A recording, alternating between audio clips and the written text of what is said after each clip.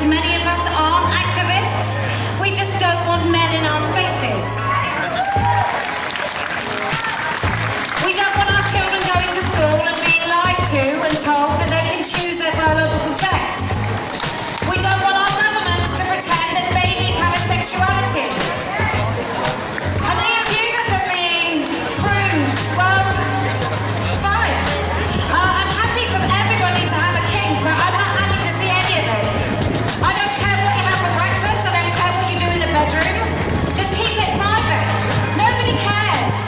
When we go about this world, the movement is so narcissistic. The trans movement is so narcissistic and ego-driven. Nobody, when you've lived on this earth for 48 years, you get to understand nobody actually cares about you. Nobody cares if you're fat. Nobody cares if you're thin. Nobody cares if you're old. Actually, everybody ignores you if you're old, but nobody cares if you're old. Nobody cares about you. You don't walk past someone, you don't even make even an instant reaction upon their face because there are so many of us. None of us are important except to the people that we love.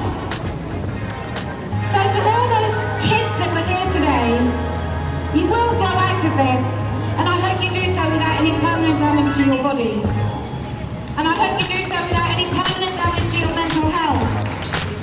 Because when you eventually realise what you've done, there will be a portion of you that dies with embarrassment. And I hope that you can be healed. Okay, so we've come here, so I firmly believe that the danger of this situation, the danger of this ideology, is that it's backed by the state. In the United Kingdom, I've been interviewed 4 times by the police for basically saying women don't have penises.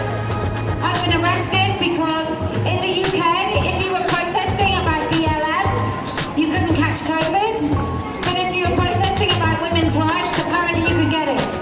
And so I was arrested for actually standing in the street to speak about women's rights. And the very helpful police officer said women's rights aren't political. He was a very, very angry misogynist. Anyway, so we stand outside this building because we need to let these people know. And what you need to do in your own lives, you are very powerful in your children's lives, so I beg of you, find out what they're learning in school. I haven't read the prospectus here in this beautiful city and state, but as I said, in Western Australia, they were talking about babies having a sexuality. So that's what we need. You need to really look at what they're doing, because most of this is by stealth. Nobody's voted for it.